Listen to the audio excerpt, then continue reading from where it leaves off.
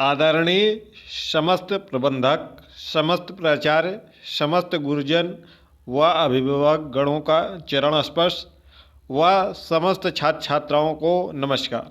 आप सभी का स्वागत है आपके अपने YouTube चैनल प्रयागराज पर, जहां पर प्रोफेसर राजेंद्र सिंह रज्जू भैया विश्वविद्यालय के विषम सेमेस्टर की परीक्षाओं में हुए मूल्यांकन में अनियमितता के संबंध में एक विशेष वीडियो करने जा रहे हैं। वीडियो को बहुत ध्यान से देखिएगा। समस्त गुरुजन, समस्त प्राचार्य, समस्त प्रबंधक गण से विनम्र निवेदन है कि आप सभी भी विश्वविद्यालय में पहुंचकर समस्त छात्र छात्राओं को इस संबंध में सपोर्ट करें व उनके भविष्य के साथ इस सेमेस्टर में हुई अनियमितता के संबंध में विश्वविद्यालय स्तर से बात करें। तो चलिए आपको बता देते हैं कि 9 मार्च दिन सोमवार को सुबह 10 बजे प्रोफेसर राजेंद्र सिंह रज्जू भैया विश्वविद्यालय मुख्य परिसर नैनी सरस्वती हाईटेक सिटी में प्रशासनिक भवन पर आप सभी को 10 बजे के पहले पहले पहुंच जाना है।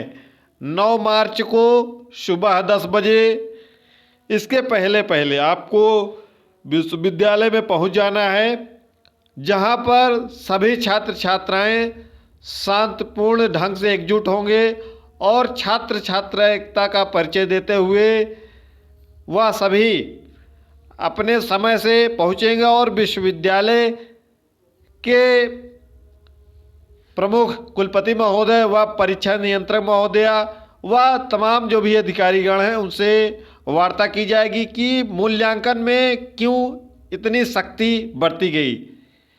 अगर इतनी सख्ती बरतनी है तो हर महाविद्यालयों में कॉलेजों का सही ढंग से संचालन किया जाए व सबसे पहले वहीं से शुरुआत की जाए कि समस्त महाविद्यालयों में कितने टीचर्स हैं उसकी जांच की जाए। क्या टीचर्स पढ़ाने आते हैं या नहीं, कि केवल ज़मीनी स्तर पर ही उनका केवल कागज़ में नाम चलता है। और ऐसे मूल्यांकन किया जाएगा तो इस विश्वविद्यालय में आगामी आने वाले समय में कोई भी छात्र छात्रा अपने आस पड़ोस, अपने छोटे भाई बहन, अपने रिश्तेदार नातेदार किसी का भी इस विश्वविद्यालय के संबंधित महाविद्यालय में प्रवेश से बचेगा। सभी से निवेदन है, जितने भी महाविद्यालय के प्राचार्य प्राचार्या हैं, जितने भी संबंधित शिक्षकगण हैं, वह सभी भी ज़रूर आएँ और बच्चों को सपोर्ट करें। और बच्चे तो आ ही रहे हैं, लगभग हमसे 8-10 कॉलेजों से बात हुई है, वह सभी इस शांतिपूर्ण एकजुट जो छात्र हो रहे हैं उसका समर्थन किए हैं और अपने कॉलेज के ग्रुपों में यह तिथि को शेयर कर दिए हैं। इसके अलावा आपको बता दें कि 6 और 7 तारीख को, 6 और 7 मार्च को अपने अपने महाविद्यालयों में जहां आप अध्ययनरत हैं, समस्त छात्र छात्राएं ध्यान से सुन लें, जहां आप अध्ययनरत हैं, जहां पर आपने एडमिशन लिया है, अपने अपने महाविद्यालय में अपने प्राचार्य को 6 और 7 मार्च को ज्ञापन देना है, संबोधित करना है कुलपति महोदय को, और न्यूज़पेपर में भी उस कटिंग को निकलवाना है, ठीक है। और अपनी सोशल मीडिया पर अपने उत्तर पुस्तिका को सार्वजनिक करते हुए वीडियो बनाना है। वीडियो को ज़्यादा से ज़्यादा सोशल मीडिया हैंडल पर शेयर करना है और माननीय मुख्यमंत्री योगी आदित्यनाथ जी महाराज व माननीय राज्यपाल महोदया जो कि कुलाधिपति हैं इस विश्वविद्यालय की, उन पर भी उनको भी टैग करिएगा। उनके जितने सोशल मीडिया हैंडल हैं उनके आप जाएंगे तो लिखेंगे राज्यपाल यूपी, तो वेबसाइट आ जाएगी, वहाँ पर उनके जितने सोशल मीडिया हैंडल हैं, जितना उनका टेलीफोन नंबर है उस पर कॉल करके अपनी शिकायत दर्ज कराएं व जन सुनवाई समाधान पोर्टल पर भी शिकायत दर्ज कराएं। यह सभी कार्य करते हुए हमको सबको 9 मार्च को पहुंच जाना है विश्वविद्यालय परिसर, जहां पर बात होगी कि क्यों ऐसे किया गया, क्यों इतनी कड़ाई से मूल्यांकन किया गया है, जबकि वही छात्र छात्राएं जो 70% 80% नंबर पाते थे वह फेल हो गए हैं। अचानक से ऐसे इतनी गिरावट क्यों है? जो भी छात्र छात्राएं पहुंचेंगे उनको यह मांग करनी है कि फिर से मूल्यांकन करा जाए और मूल्यांकन इतनी कठोरता से न किया जाए कि जो कुछ लिखे भी हैं उनको भी फेल कर दिया जा रहा है। ऐसे तरीके से मूल्यांकन नहीं किया जाता है। सभी छात्र छात्राएं ध्यान देंगे, जो भी छात्र छात्राएं पहुंच रहे हैं वह सभी अपने साथ अपना विषम सेमेस्टर का एडमिट कार्ड, उसके साथ साथ अपना आधार कार्ड, उसके साथ साथ कॉलेज का परिचय पत्र और जो आपने व्यू आंसर बुक किया है यानी कि उत्तर पुस्तिका आपने प्राप्त की है उसकी सॉफ्ट कॉपी और हार्ड कॉपी को भी निकलवा लेंगे। और जिन्होंने अभी तक ऑनलाइन आवेदन नहीं किया वह जल्द से जल्द ऑनलाइन आवेदन कर दें और अपनी पुस्तिका को लेकर अवश्य पहुँचेंगे। ठीक है, आपको पहुँच जाना है विश्वविद्यालय मुख्य परिसर में सुबह 9 बजे। आप गूगल पर सर्च कर लेंगे, अगर आपको नहीं पता है कि कहाँ है तो प्रोफेसर राजेंद्र सिंह रज्जू भैया विश्वविद्यालय प्रयागराज मुख्य परिसर लिख देंगे, सरस्वती हाईटेक सिटी नैनी में पहुंचना है, वहां लिख देंगे तो वो आ जाएगा आपके मैप पर, गूगल मैप पर। फिर आप वहां आसानी से आ सकते हैं, क्योंकि हो सकता है कि आप हंडिया से हो सकता है कि आप बरौज से हो सकता है कि आप प्रतापगढ़ से हो सकता है कि आप कौशाम्बी से हो सकता है कि आप फतेहपुर से हो सकता है कि आप जौनपुर से किसी कहीं रहते हो और हाँ वहाँ से आ रहे हों, तो गूगल पर सर्च कर लेंगे तो आपको आसानी से मिल जाएगा। ये पूरा पता है, इस विश्वविद्यालय की वेबसाइट पर आएंगे नीचे पता भी लिखा हुआ है, वहाँ पर आपको आसानी से यहाँ मैप के सहारे से मिल जाएगा। ठीक है, उसके अलावा आपको माननीय मुख्यमंत्री योगी आदित्यनाथ महाराज जी के जितने सोशल मीडिया हैंडल हैं और राज्यपाल महोदया के जो भी सोशल मीडिया हैंडल है उस पर अपना शिकायत दर्ज कराएं। जन सुनवाई पोर्टल पर भी अपना शिकायत दर्ज कराएं। जब आप विश्वविद्यालय के मुख्य परिसर में पहुंचेंगे तो ऐसा ही गेट आपको मिल जाएगा विश्वविद्यालय का।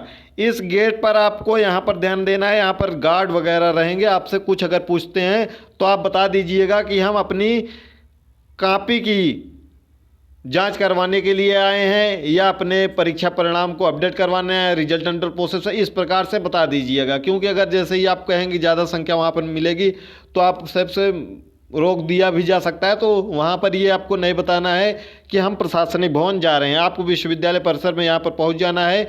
यह मुख्य गेट है, मुख्य गेट से आगे जैसे ही इंटर करेंगे इस तरीके से आपको रोड मिल जाएगी। यहाँ से चलेंगे लगभग 200 मीटर आप चलेंगे तो सीधे ये दिख रहा है, यही प्रशासनिक भवन है।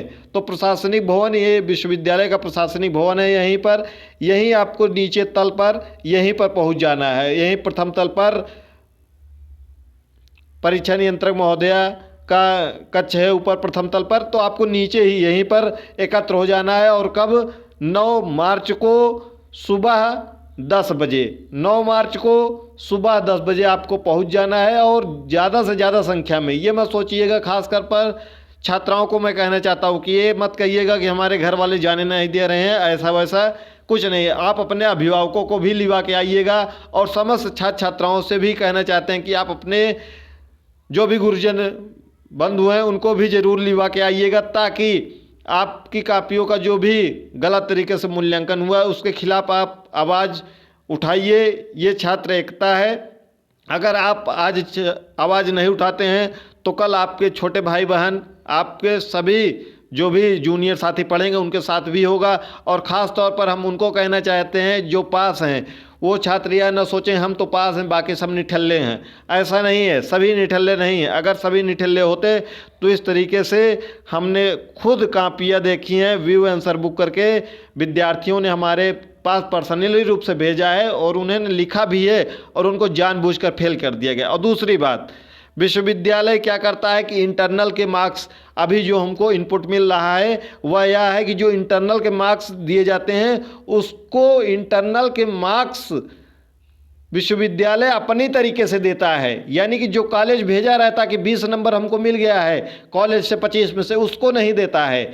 जो आपने उत्तर पुस्तिका में 75 अंक में प्राप्त किया है उसके एवज में उसके सापेक्ष यह नंबर दिया जाता है, जो कि बिल्कुल गड़बड़ है। जैसा कि हम बात कर लें कि ऐसे हम बात कर लें कि अगर किसी विद्यार्थी को 75 में से 25 अंक मिल गए हैं और उसको अगर इंटरनल में 20 अंक मिल गए हैं, तो उसका अंक कितना हो गया 45, तो उसका ग्रेड कितना हो गया, उसका ग्रेड होना चाहिए सी, जबकि ग्रेड दिया जाता है पी। पी ग्रेड किस बेस पर दिया गया?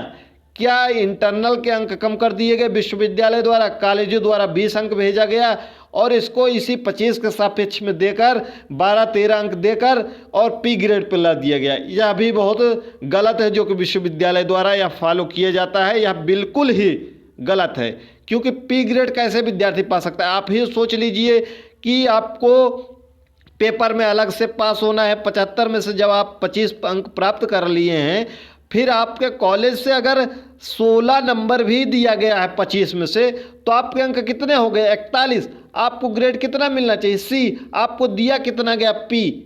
क्यों दिया गया? क्या उसके 40 अंक से कम है? क्या इंटरनल के अंक उसके कम कर दिए गए? क्यों कम कर दिए गए? जब इंटरनल के अंक कम ही कर दिए गए हैं तो इंटरनल होने का क्या मतलब है? इंटरनल होने का फिर कोई मतलब ही नहीं रह जाता है। इस बात को भी आपको उठाना है वहाँ पर। तो आप सभी यहीं विश्वविद्यालय मुख्य परिसर में परीक्षा भवन, यहाँ प्रशासनिक भवन में पहुँच जाना है सुबह 10 बजे 9 मार्च को। हाँ, और एक बात का विशेष रूप से ध्यान रखना है कि अपने अभिभावकों, अपने शिक्षक गणों सभी को लेकर पहुँचना है, और जितने भी आपके क्लास में फेल हुए बच्चे हैं सभी को एकजुट करते हुए पहुंचना है। अन्यथा अगर कोई छात्राएं यह सोची कि हमारे भाई तो जा रहे हैं, हम नहीं जा पाएंगे, तो फिर आप बैठे रहिएगा। अगर विश्वविद्यालय यहाँ पर कुछ कहता भी है कि जितने लोग आए अपना रोल नंबर दे दें, उनकी कापियों का अलग से मूल्यांकन करा दिया जाएगा, तो भी आप फिर वंचित हो जाएंगे। तो फिर बाद में यह मत कहिएगा। इसलिए ज़्यादा से ज़्यादा संख्या में जितने लोग फेल हैं सभी लोग पहुँचें और एकजुट होकर अपनी छात्र एकता दिखाएं। अन्यथा भविष्य में आपकी आवाज़ कोई नहीं उठा सकता, क्योंकि हर बार एक ही वीडियो अगर हम बनाएंगे तो भी जो पास हैं छात्र वह सोचेंगे कि ये अपने व्यू के लिए, अपने यूट्यूब चैनल को बढ़ाने के लिए कर रहे हैं, जबकि ऐसा हमारा कोई वो नहीं है।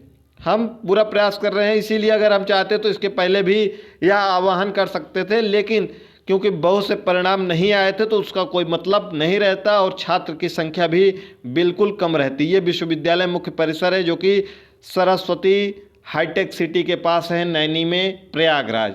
आप यहाँ जरूर पहुँचें और 2 दिन 6 और 7 को अपने अपने महाविद्यालयों में अपने प्राचार्य जी को ज्ञापन दें और उसको न्यूज़पेपर में, प्रत्येक न्यूज़पेपर में भी उसको निकलवाएं, ताकि आपकी बातें ऊपर अधिकारियों तक पहुंच सके और साथ ही साथ इनका संज्ञान कुलाधिपति, राज्यपाल महोदया व माननीय मुख्यमंत्री योगी आदित्यनाथ जी तक यह बात पहुंचनी चाहिए। तो वीडियो को ज़्यादा से ज़्यादा शेयर कर दीजिएगा। आपके जितने भी सोशल मीडिया हैंडल हैं वहाँ पर शेयर कर दीजिएगा, ताकि ज़्यादा से ज़्यादा संख्या में पहुँच सकें। देखते हैं कि आप लोग कितना सपोर्ट करते हैं। और 9 मार्च को आपकी संख्या सुबह 10 बजे से आगे नहीं जाना है। 10 बजे आपको यहाँ पर पहुँच जाना है, बिना किसी से पूछे पाछे आपको सीधे यहीं पर पहुँच जाना है। मिलते हैं अगली वीडियो में।